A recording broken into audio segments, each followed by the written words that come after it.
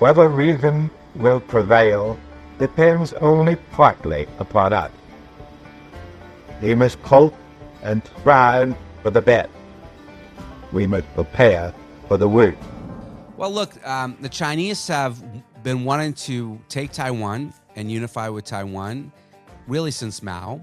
It's actually interesting because Mao was not originally obsessed with Taiwan as the Chinese leadership is now. In the 1930s, he said it doesn't really matter if Taiwan is a part of China. And the Taiwanese have had a very different history from mainland China. People sort of think that it's always been part of China.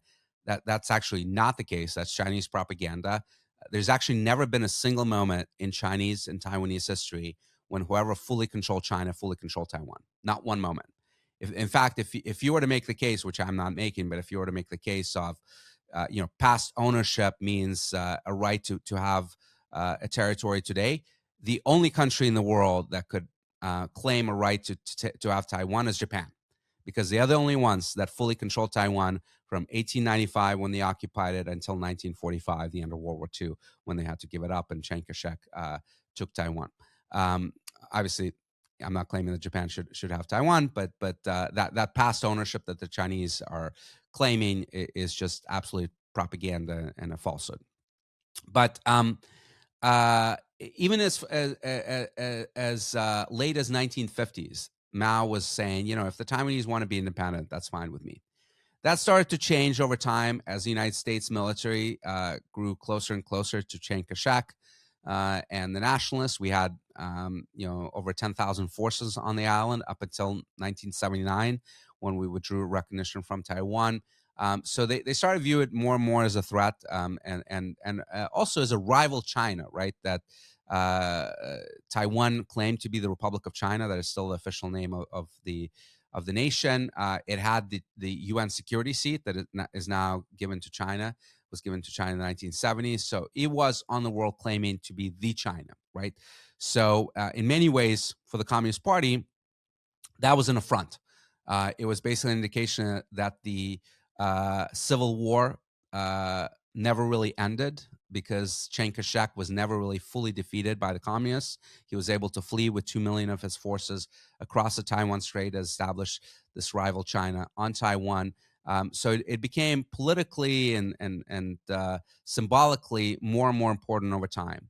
But every leader since Mao basically declared that unification is inevitable, but they were still not obsessed with it in the near term.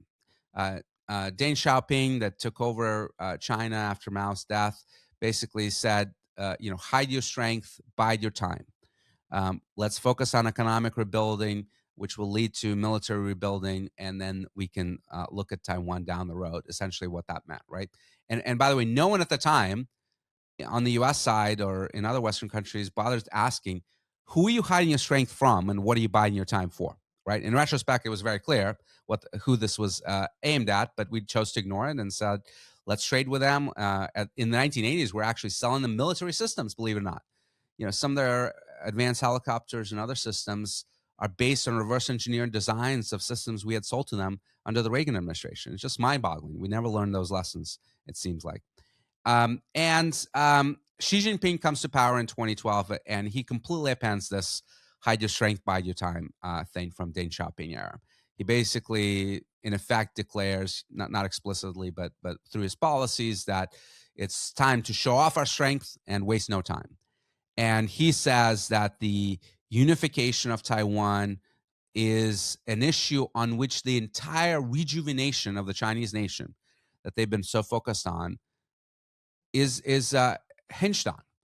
And the original deadline for the rejuvenation of the Chinese nation was 2049, which would be the 100th anniversary of the establishment of the People's Republic of China, the PRC, the Communist China.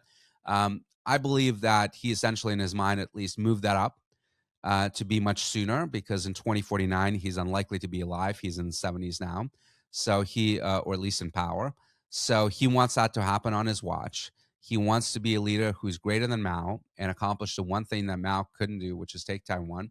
So he's accelerated that timeline dramatically. And we know, based on U.S. intelligence community assessments, that he's given the order for the PLA, for the People's Liberation Army, the Chinese military, to be ready to invade Taiwan by 2027, right, which is just a year away. Now, that deadline has been misinterpreted by many. It is not a deadline for invasion. It is a deadline to be ready to invade, right? And why did he give that deadline? Well, 2027 is an important year. First of all, it's going to be the 100th year anniversary of the establishment of the military, the PLA. So the PLA actually predates the establishment of the Communist State of China because it is not the military of the state. It is the military of the Communist Party, right? So when the Communist Party got established in the 1920s, they formed the military arm, which eventually became the PLA. So it's very symbolic to have an announcement in 2027 that we're now ready to invade Taiwan at moments of our choosing at a 100th year anniversary of the establishment of the military. But it's also the year of his reelection, right? So he is almost certainly going to go up for an unprecedented fourth term as the leader of the Chinese Communist Party in 2027, which will be a 5-year term that will end in 2032. And in 2032, he'll be 79. In Chinese system, unlike the American system, perhaps, they don't tend to elect their leaders into their 80s. And who knows, by that point, mental acuities may diminish, health concerns can come up, etc. So I think very much in his mind, he's thinking this fourth term may very well be my last, and I may have to transition power. And I really, really want to do this on my watch. So I want to enter this term, he decided, with the ability to invade Taiwan. And I've given the order for the military to be ready. It doesn't mean I'm going to do it in 27. In fact, I think it's unlikely he'll do it in 27 or even 28. But sometime in that 5-year period, I want to have the option in my pocket to do this invasion. Like any leader, war for me is always a last resort. In fact, Clausewitz said, quoting Napoleon, that an aggressor is always peaceful and that they would like to take over their neighbors unopposed, right? It's always a preference to do things peacefully because war is unpredictable and who knows where it can lead. We've seen that in Ukraine in 2023, that a 1-week war is still going on 4 years later.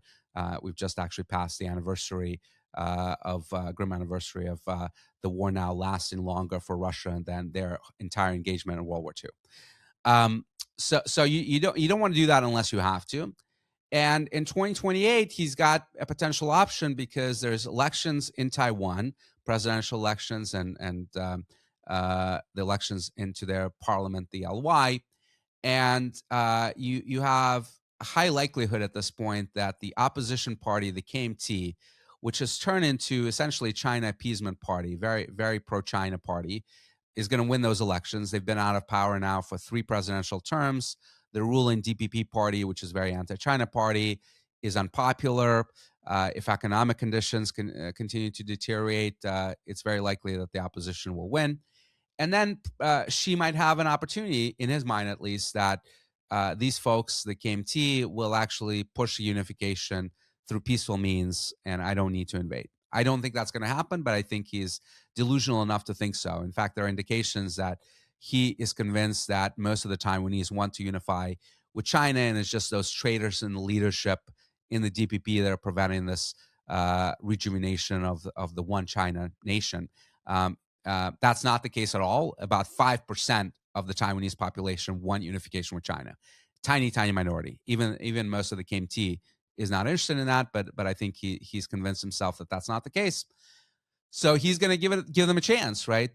If they win, he may give them a couple of years to try this out and push them and pressure them to move towards the unification. And if that doesn't happen, as I expect it won't, then in the early 2030s, before his term expires, he may very well move on Taiwan. So it's not imminent. It's not going to happen next year. I'm quite convinced of that. But next 4 years, 5 years, the risks are growing.